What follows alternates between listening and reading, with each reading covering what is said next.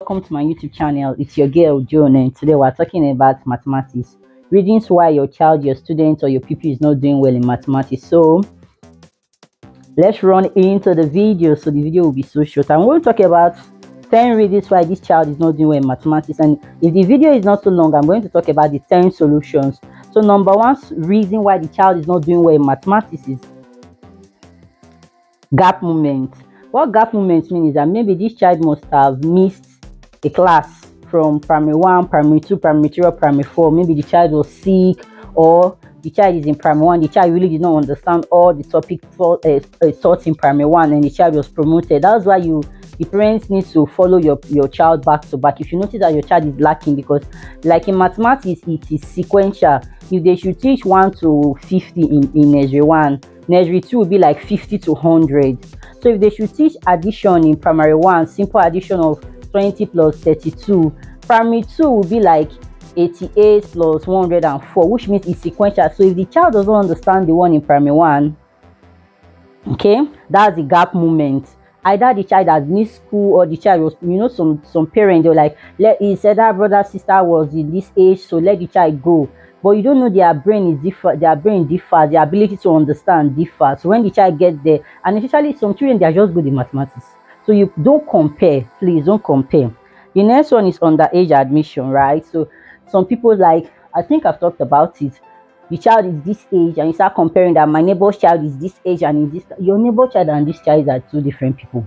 So do not compare. If the child is underage, there might be some struggle. The teacher will be struggling, the child will be struggling, the school will be struggling, right? So do not do underage. I know that there are some children, they might be this age and they might be doing well. It doesn't cover for all children. Okay.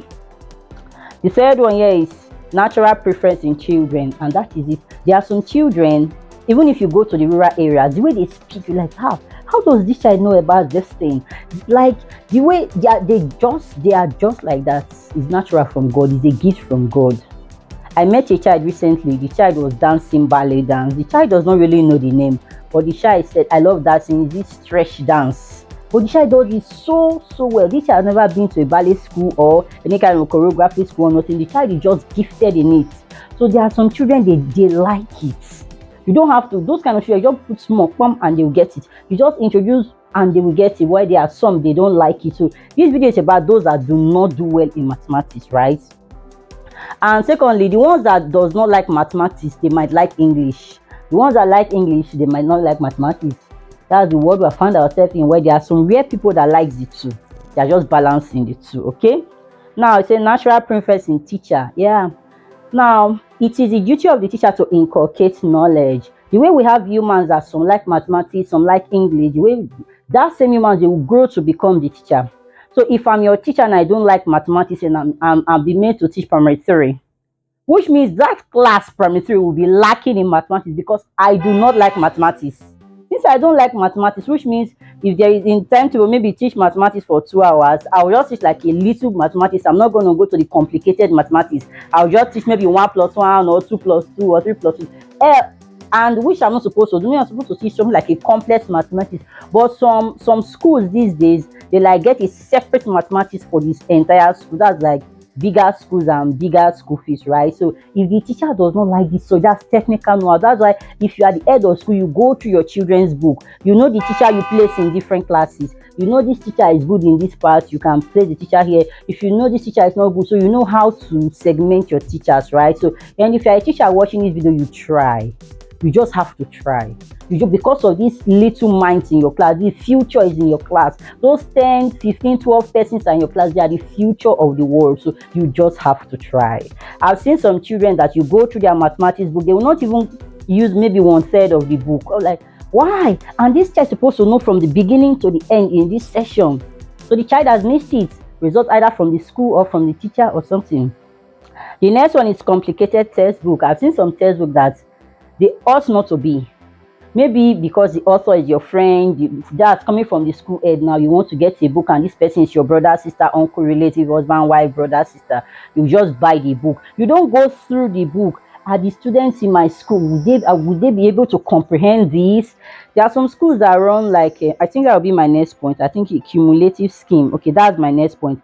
Some schools run cumulative, which means primary 1 uses primary 2 books. So if the child does not like mathematics at all, and the child is in primary 1, then you introduce primary 2 mathematics book. Remember, the brain development has not gotten to primary 2, so you have to be intentional. You have to do a lot of work, a lot of explanation, a lot of classwork. So if you want to get a book, recently I saw a book that is not supposed to be. Like, why are you using this book?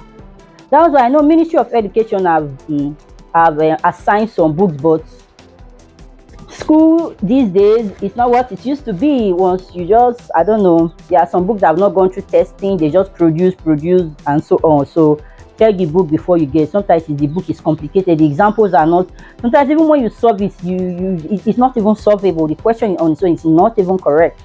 Okay, then cumulative. So if you notice that your school is lacking in mathematics, you can be doing cumulative for other subjects, maybe primary 1 using primary 2 books, but when it comes to mathematics, you can drop it down primary 1 using primary 1 books, or primary 2 using primary 2 mathematics. You can use for other subjects that have to do with reading, because if you can read and understand, you can pass other subjects. So if you are doing cumulative and you notice that your school is lacking behind in this aspect, you can just say primary 1 will use primary 1 mathematics, while every other subject they can use like the next class. That's also a good idea. That's one of the reasons why children don't do well in mathematics. Then lack of drill. Now, in our time we can recite 2 to 12 times, 60 seconds, 1 minutes, those things. But now this Gen Z, most of the schools Montessori, they don't recite, they pet children, they don't do morning drill. Mathematics, this morning drill helps. Like a child going to primary 3, primary 3 scheme, primary 2 to primary 4, they have more of multiplication. I think a good 60 to 70% of the mathematics scheme in primary 3 and 4 deals with multiplication, different ways the question will come. But if the child is not grounded in multiplication, so now if you get a question in primary 3 like 87 times 4, if you don't know your 4 times, you don't know your 8 times, you don't know your 7 times, which means you have to go and count 7 times 4, 1, 2, 3, 4, 5, 6, 7. And mathematics is just one number that will fail you. Just one number. So by the time you count 7 times 4, then you count 8 times 4. So the child will not start saying, I'm not getting it, I don't know it, I'm not getting it. Then the child will give up. So you can see, if you have not inculcated those drills, inculcate those drills. And when you this one, I'm digressing to the solution. This is the drill. When you inculcate those drills, as this for the school head or a lesson teacher or a parent, you tell the child, you throw questions around them. Now the child can memorize 2 to 5 or whatever. You ask the question, 4 times 6, 3 times 7, just ask at random, because when the child is solving mathematics, the child may not have to read all down to answer a particular question. Okay, inadequate time. Because I thought in a school whereby mathematics is once a week, 20 minutes, as how a day you have about 15 subjects, as how mathematics, you have to, maybe if you introduce a topic, how to borrow from this number to this number, you can't just do it for 20. Not everybody will catch it for 20 minutes. There are some children you have to call to the board. There are some children you have to give extra class or extra this, give them, and you can't introduce a topic today. I've seen a school whereby mathematics just twice a week. Just twice a week. So when you introduce a topic like this, there's no time to do it again, to let it sink. Mathematics, you have to do it again. Like this topic I talk about, borrowing for the lower primary, you have to stroke 1 to take 1 this way, then you write the new number. Not everybody will catch it, and even if they get it today, if they don't do it tomorrow, they are forgotten. That's inadequate time. So you have to, like, if you schedule your timetable for the day, there are some schools that have seen that the first 2 periods will be for mathematics. So the teacher will have time to explain, call some of them to the table, call some of them to the boards to solve, give classwork, see how they are doing, give classwork again. Like me, if I'm your teacher, if I choose a topic and find that, oh, this person didn't get it, maybe I'm giving from 4. The child just got 1. I will have to give the child again. So the child will go over it. So inadequate time can be another one. Then lack of differentiation. This was on the part of the school or the teacher. Now, that children are just good ones. Before you introduce the topic, they already know it. So if you are teaching in a class like that, and this one have known it, this one does not know it, you don't just place your attention on the ones that get it easily. The Bible says Jesus Christ came for those that are not saved, not for those that are saved. So as a teacher, yeah, I know it's not easy. These ones that really, they are not doing well in mathematics, you will be on their case. That does not mean you neglect the other ones, but there are some teachers who just, the ones that are doing well, this, and go to the next, no, you just leave those ones like that. You have to carry everybody along. I know of a school that when they want to do mathematics, You have to save your seats. Some you come to the front. Like me, I remember when I was in the classroom, if I want to do mathematics, there are some names I will call more than 100 times. If I want to do English, there are some names I will call because I know that this is the cocoa of the main thing. It's already 10 minutes, okay?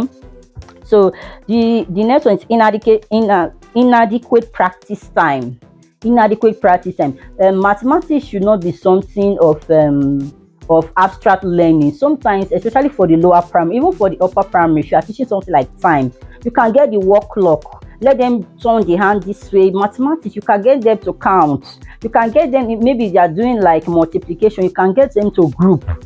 That if you don't have time, you won't be able to do such.